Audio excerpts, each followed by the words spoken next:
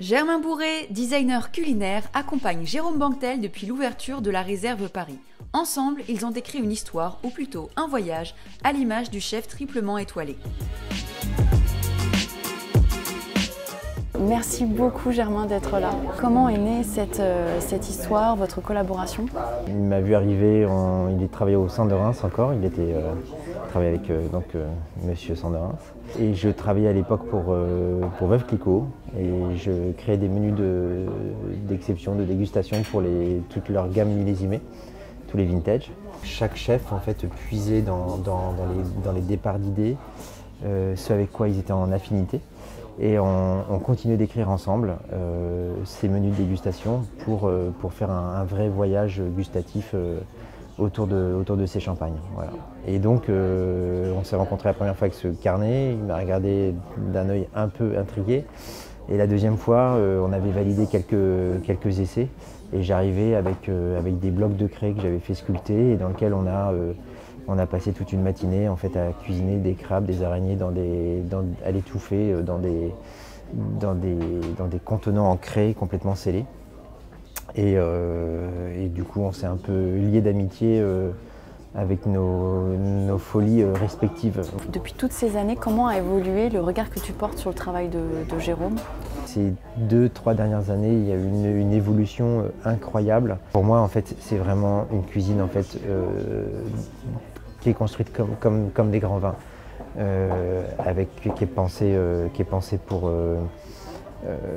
pour être apprécié sans être forcément initié. Et puis en revanche, quand on est initié, en fait, on découvre des strates encore plus précises, encore plus complexes.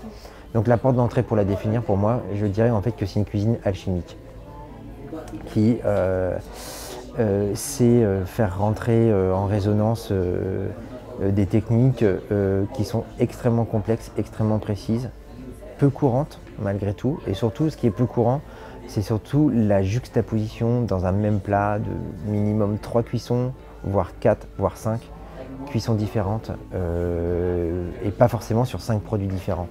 C'est-à-dire que parfois, c'est pas rare qu'il y ait un produit qui soit cuisiné, cuit de 3 manières différentes et une même pièce qui subit en fait 3 processus de transformation différents de façon à aller au cœur de la matière. Et pour définir justement en quoi j'entends que c'est une cuisine alchimique, c'est que c'est cette précision micrométrique qui fait que méthode technique après technique, en fait, la matière va se révéler petit à petit pour arriver en fait pour se révéler dans une assiette de façon vraiment inattendue, inhabituelle.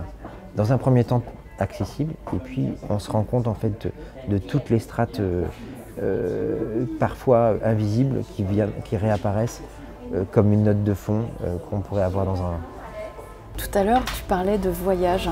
Comment est né ce passeport? On rappelle à cette cuisine alchimique, l'idée c'est qu'on fasse vraiment des voyages immobiles et que tantôt on voyage avec des destinations qu'on connaisse et tantôt surtout qu'on nous emmène vers des destinations qu'on ne connaît pas ou en tout cas à travers des chemins qui sont complètement imaginaires, complètement fantasmés et qui sont surtout écrits par le biais de rencontres alchimiques, justement de rencontres de produits et de cuisson et de maturation et de temps, de fulgurance parfois et parfois des temporalités très courtes ou très longues. Et ça, c'est tout ce qu'on peut vivre dans un voyage.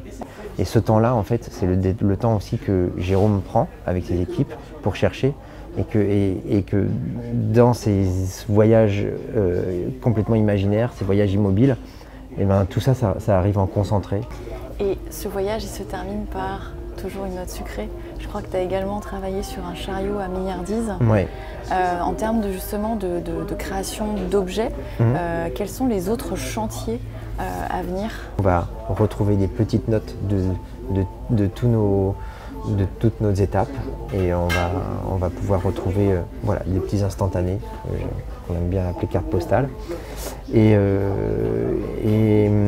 donc on a plusieurs chantiers. C'est comment, notamment sur les arts de la table, en sélection, mais aussi surtout en concordance et en enchaînement. On a fait un gros travail en fait de suggestion, d'invitation au voyage aussi par le biais de pièces ce qu'on appelle les menhirs, qui sont posées sur les tables, qui partent de Bretagne mais qui font appel à tous les aliments de pierre qu'on peut retrouver partout dans le monde. Et encore une fois, ces aliments de pierre, ils sont absolument mystiques. On parle des maturations avec Jérôme.